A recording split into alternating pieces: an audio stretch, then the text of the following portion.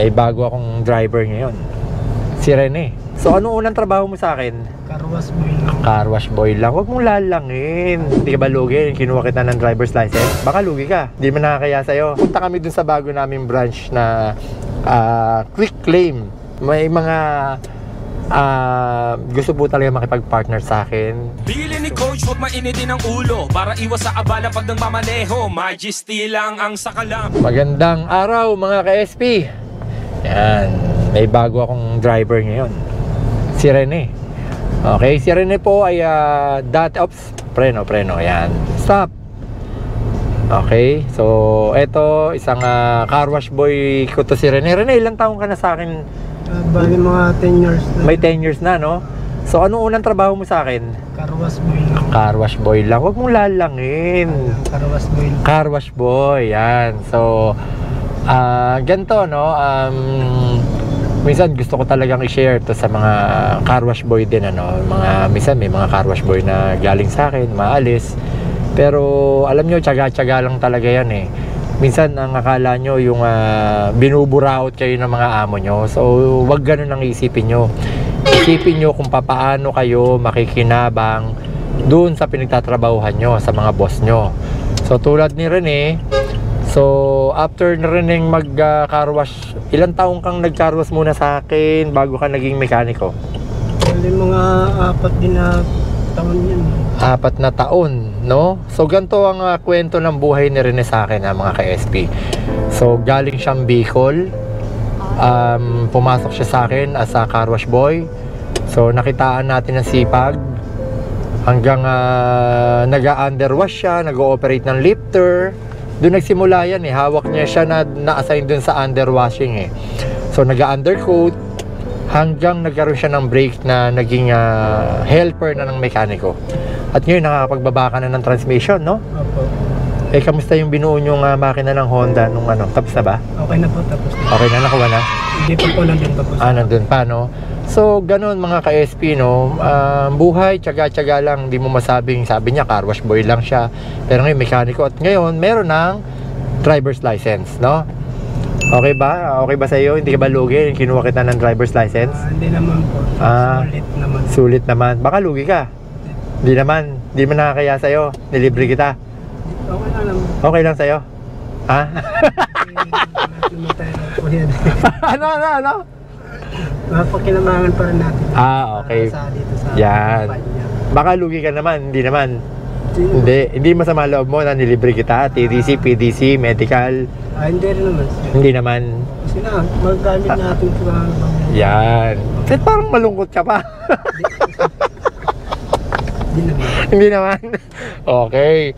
So, yun mga ka-SP pinakita ko lang sa inyo. So, nandito na kami sa Jordan Plains. Yan.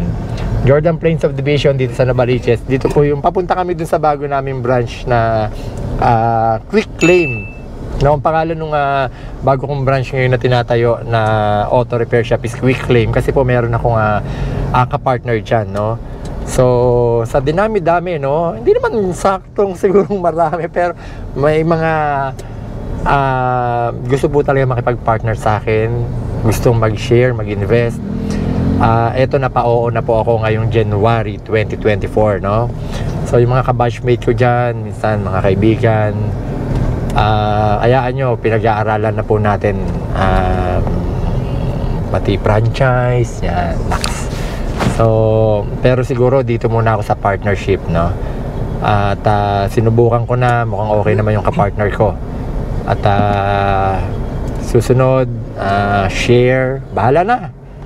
Basta, ayan, inaayos na rin po ng attorney namin yung aming corporation na siya, no?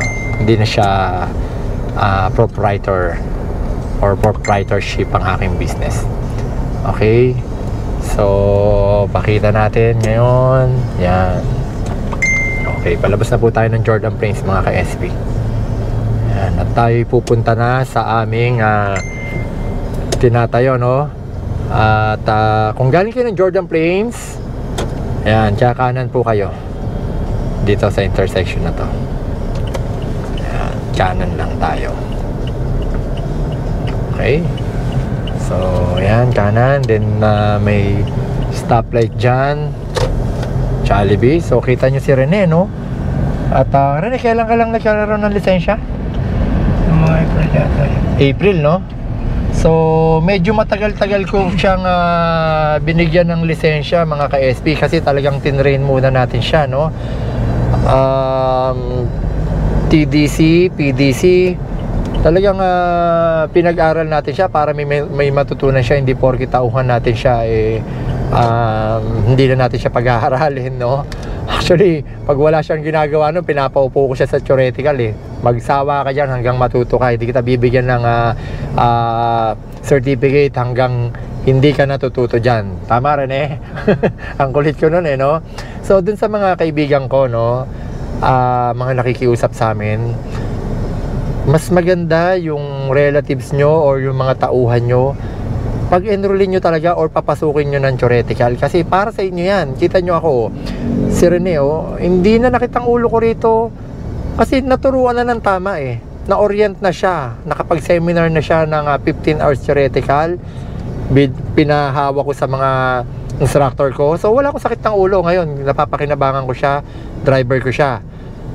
Pero subukan nyo na ang staff nyo, relative nyo, sumakay kayo sa hindi dumaan sa tamang proseso, mananakit lang ang ulo nyo dyan, mga ka-SP. Okay, so sana wag nyong konsintihin yung mga relatives nyo or mga kaibigan nyo or mga staff nyo na hindi dumaan sa tamang proseso, no? Kayo rin na mananakit ang ulo, ha? Okay, so eto makikita nyo yung stoplight na yan. So kakaliwa tayo dyan, yung Mindanao Avenue na yan, yung street na yan, pagkaliwa natin. So makikita nyo na dyan ang aming Quick Claim Motor Shop.